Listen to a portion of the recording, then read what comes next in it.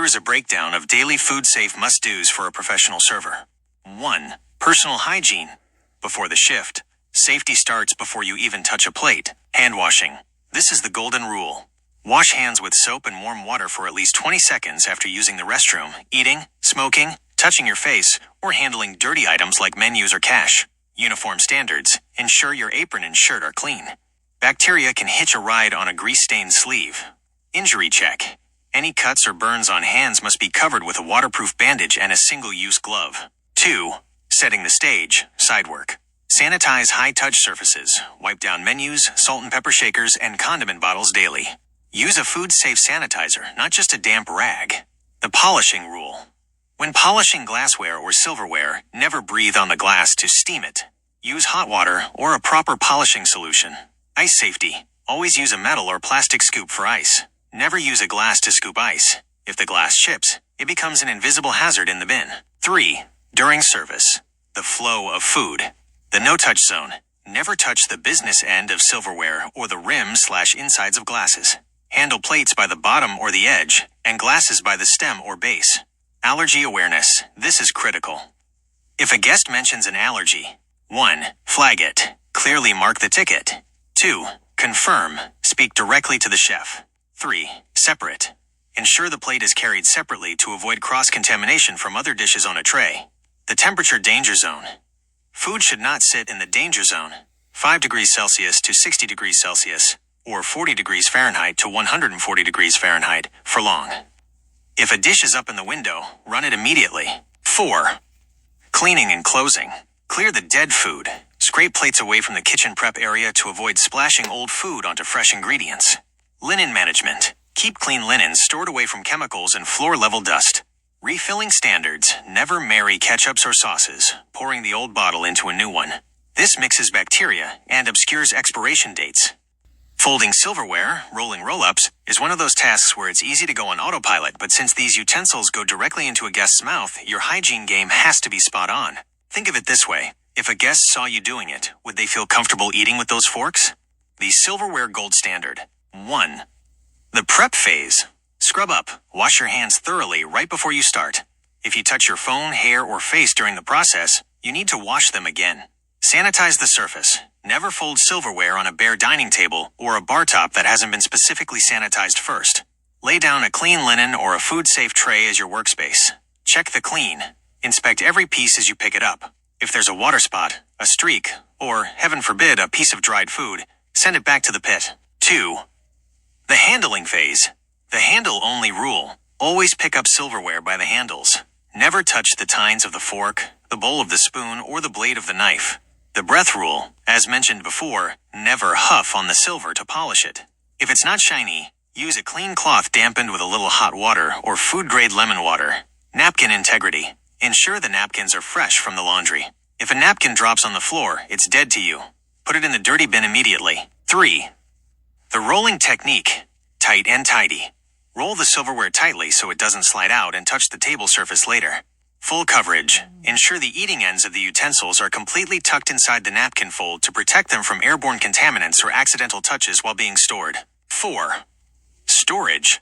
Clean containers. Place finished rolls into a clean, sanitized bin. Handles up. If you are storing them upright in a caddy, ensure the handles are the parts sticking out so the next person to grab them isn't touching the food contact surfaces. Pro tip. If you're in a high-volume spot, some health codes actually prefer you to wear single-use gloves while rolling silverware to ensure zero skin-to-metal contact. It's a small step that shows huge professional discipline. Cleaning a table is more than just making it look neat for the next guest. It's a critical decontamination step. In the eyes of a health inspector, a busser or waiter is essentially a sanitization technician. To follow health code strictly, you should follow the 2-step rule. 1. The 2-step cleaning process. Health codes distinguish between cleaning, removing crumbs, and sanitizing, killing bacteria. Step 1. Clean. Use a damp cloth to remove physical debris, crumbs, and spills. If the table is greasy, use a detergent, soapy water. Step 2. Sanitize. Spray the table with an approved food-safe sanitizer, like a quaternary ammonium or chlorine solution. The dwell time secret. Most sanitizers require 60 seconds of contact time to actually kill germs. Spray it. Let it sit for a moment, then wipe it dry with a clean single-use paper towel or a fresh cloth from a sanitizer bucket. 2. Managing the RAG, cross-contamination. This is where most health code violations happen. The bucket system. Never leave a damp cleaning cloth sitting on a table, a chair, or tucked into your apron. It must live in a sanitizer bucket when not in use. Check the strength. The sanitizer in that bucket loses its power over time. Use test strips daily to ensure the concentration is correct, usually 200 ppm for quat or 50 to 100 ppm for chlorine. Color coding. Many restaurants use color-coded cloths, e.g. blue for tables, red for back of house or restrooms, to prevent spreading bathroom bacteria to dining surfaces. 3. Beyond the tabletop, the condiment wipe health code requires you to wipe down anything left on the table. This includes salt and pepper shakers, sugar caddies, and menus. If a guest coughed over the table, those items are contaminated too. The chair rule. If you use a cloth to wipe a spill off a chair seat, do not use that same cloth to wipe the tabletop afterward. The floor check. Ensure no food scraps are left under the table. This isn't just for looks. It's pest management, preventing mice and roaches, which is a major part of the health code. 4. The post-bus hand wash. This is the most skipped step. After you clear dirty plates and wipe a table, your hands are covered in the previous guest's saliva and germs. The rule: you must wash your hands after bussing/cleaning a table before you touch clean silverware, bread baskets, or new food orders. Never spray sanitizer while a guest is sitting at the adjacent table. The mist can travel and contaminate their food, a chemical hazard. Spray onto the cloth first if you are in a tight space. This is the ultimate server's dilemma. You're moving from the dirtiest part of the job, handling money and old plates, to the cleanest part, serving fresh food. To stay within health code and keep your guests safe, here is the exact sequence you should follow. 1. The clean break rule. The most important thing to remember is that money and credit cards are filthy.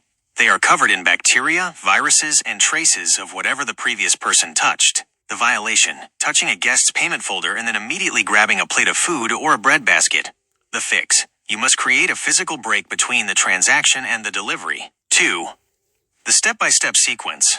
1. Process the payment. Handle the cash or credit card and return the receipt/change to the guest.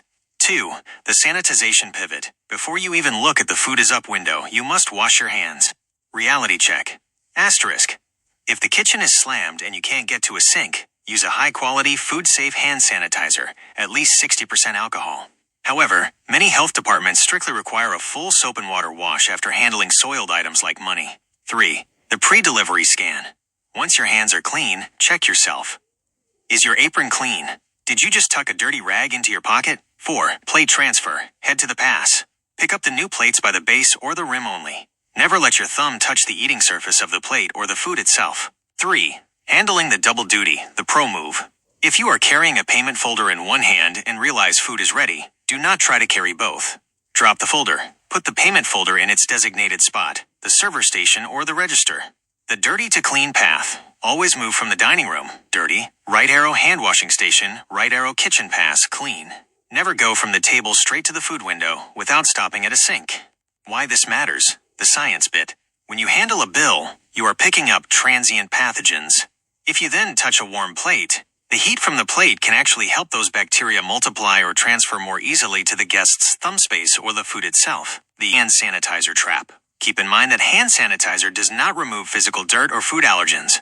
If you just cleared a plate that had peanut sauce on it and then used sanitizer, the peanut proteins are still on your hands. Always choose the sink over the bottle if you've been clearing plates or handling allergens. After a heavy day of service, the dining room isn't just messy, it's a playground for bacteria and pests if not handled correctly. A deep clean at night ensures that yesterday's grime doesn't become tomorrow's health code violation. Here is your post-service deep clean checklist to ensure the front of house is reset to a food-safe standard. 1. The high-touch sanitize. During the day, you wipe surfaces. At night, you disinfect them. The stationary items, don't just wipe the table. Remove everything from it, salt/pepper shakers, sugar caddies, candle holders, and wipe the bottoms of those items, as well as the table surface beneath them. The menu deep clean. If you use physical menus, wipe every single one with a sanitizer cloth. Bacteria from hundreds of hands live here. Touch points. Sanitize door handles, entrance and restrooms, POS touchscreens, and the edges of the bar counter where people lean. 2. Furniture and under-table hygiene. The chair check. Wipe down chair seats and backrests where servers and guests grab them. Check for gum or food stuck underneath. This is a primary draw for pests. Booth cracks. Use a vacuum or a crevice tool to clear crumbs out of the nooks of booth seating. Organic matter left in these cracks can rot or attract roaches. Table bases. Wipe down the pedestal or legs of the tables. Mop water splashes here and creates a sticky film that traps dirt. 3. Floor care. Pest prevention. The wall-to-wall sweep. Sweep every inch, moving chairs and small tables. Food hidden under a heavy table is a midnight snack for rodents. The hot mop. Use a heavy-duty floor cleaner. Pro tip. Pay extra attention to the transition strip between the kitchen and the dining room. Grease from the kitchen travels on shoes. If you don't degrease this area, the dining room floor will stay slippery and dirty. Baseboards. Once a week, or after a very heavy shift, wipe the baseboards. Dust and food particles settle there and are often missed. 4. The beverage and side stations. This is the area most likely to fail a health inspection. The soda fountain/beer taps. Asterisk. Remove soda nozzles and soak them in sanitizer/soda water overnight. Scrub the drip tray thoroughly. Sugar buildup here causes fruit flies. The coffee station. Empty the carafes, wash them, and wipe down the heating elements. The ice bin. Empty it completely at least once a week to scrub the bottom for pink mold. Biofilm. But daily, ensure the lid is closed and the scoop is stored in a sanitized holder, not in the ice itself. 5. Linen and trash management. Bag the linens. All dirty napkins and tablecloths must be bagged and moved away from the food service area to prevent dust and lint from settling on clean surfaces. The trash can wash. Don't just take the trash out. If a bag leaked, you must spray out the bin with sanitizer. A smelly trash can in the dining room at night will attract pests by morning. The closeout audit. Task area. The goal. Tables/chairs. No stickiness, no crumbs and cracks. Condiments. Wiped clean. No marrying of bottles. Soda/bar. Nozzles soaking. Trays scrubbed of sugar. Floors. Swept under all furniture. Mopped with degreaser. Air quality. All trash removed. No old food smell. The lookup rule. Before you turn off the lights, look at the ceiling fans and vents. If they are dusty, that dust will fall onto the tables overnight. Give them a quick wipe if you see dust bunnies forming. When a health inspector walks through the front door, they aren't just looking for dust on a picture frame. They are hunting for things that cause foodborne illness or pest infestations. In the front of the house, FOH, these are the red flag violations that can lead to heavy fines or an immediate point deduction. 1. The ice is food violations. Inspectors treat ice exactly like raw meat or produce. It is a frequent source of contamination. The glass scoop, using a drinking glass to scoop ice. If the glass chips, it's a physical hazard. The handle in the ice, leaving the ice scoop handle touching the ice. Bacteria from your hands transfers to the handle, then to the ice. The pink slime, mold/biofilm buildup inside the ice machine or the soda fountain splash plate. This indicates a failure to deep clean. 2. Temperature danger zone, the window. Waiters often get dinged for what happens at the pass. Stagnant plates, leaving time, temperature control for safety, TCS, foods like hollandaise, seafood, or meat, sitting on a counter for over 2 hours. Cold holding. If a server station has a small fridge for milk or cream that is running above 41 degrees Fahrenheit, 5 degrees Celsius, it's a major violation. 3. Cross-contamination and marrying. Marrying condiments. Pouring the leftover ketchup from one bottle into another to top it off. This is illegal in many jurisdictions because it mixes old and new bacteria and bypasses expiration tracking. Bare hand contact, touching ready-to-eat (RTE) foods, like lemons for water, bread rolls, or garnishes with bare hands. You must use tongs, deli paper, or gloves. Dirty rags, leaving a damp wiping cloth on a table or tucked into an apron instead of submerged in a sanitizer bucket. 4. Poor personal hygiene. The hand wash gap, servers moving from a dirty task, bussing a table, touching money, or eating, to a clean task, running food without washing hands. Drinking in public view, having a personal drink, even water, in a non-designated area or in a container without a lid and a straw. Jewelry and hair. Excessive jewelry on hands/wrists or long hair not being restrained. Though hair rules are often stricter for BOH, they still apply to FOH staff handling food. 5. Pest evidence. The dining room is the face of the restaurant, but it's often where pests hide. Fruit flies, usually caused by sugary buildup in soda drains, beer taps, or marrying liquor bottles. Rodent droppings, found behind POS stations, in booth cracks, or under server side stations. This is often an automatic fail or critical violation. 6. Chemical mismanagement. The spray and pray, spraying sanitizer or glass cleaner near a table where guests are eating or where clean silverware is sitting. Unlabeled bottles. Having a spray bottle of blue liquid that isn't clearly labeled window cleaner or sanitizer. The critical versus non-critical split. Violation type. The rule with carry-in or outside food is a mix of strict health codes and restaurant liability. While it might seem like a simple preference, it's actually a major legal headache for the establishment. Here's why most restaurants have a no outside food policy. 1. The traceability problem. If a guest gets food poisoning, the health department has to trace exactly where it came from. If you are eating a sandwich from the deli down the street while sitting in a steakhouse, and you get sick, it's impossible to prove which business is at fault. The risk. The restaurant could be sued or fined for an illness they didn't cause. The code. Health codes require restaurants to serve food only from approved sources, licensed vendors. Since the restaurant can't verify the safety of your home kitchen or a random food truck, they can't approve it for consumption on their premises. 2. Cross-contamination and allergies.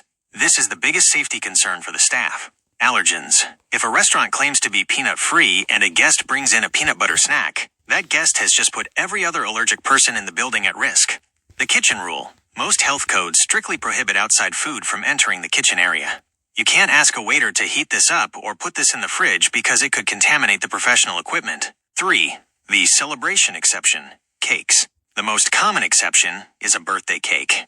However, most professional restaurants handle this with specific rules. The waiver. Some places make you sign a form stating where the cake was bought. It usually must be from a licensed bakery, not homemade. Cakeage fee. You'll often see a fee per person to cover the cost of the server's time, the use of the restaurant's plates/silverware, and the cleaning. Storage. Usually, the server will keep the cake in a designated area away from the line to prevent contamination. 4. Special exceptions. Babies and medical needs. Health inspectors and restaurant managers almost always make an exception for baby food/formula. This is generally allowed everywhere. Specific medical needs. If a guest has a severe dietary restriction, like a liquid-only diet or specific medical supplements, most managers will allow it if notified ahead of time. Summary checklist for waiters. If a guest brings in outside food, the standard professional response is 1. Politely inform. I'm so sorry, but for health code and liability reasons, we aren't able to allow outside food in the dining room. 2. Offer an alternative. Can I get you started with an appetizer, or is there a specific allergy I can help the chef navigate for you? 3. The manager move. If they insist, especially for a birthday cake, get a manager. Managers often have the specific paperwork or cakeage policy ready to go.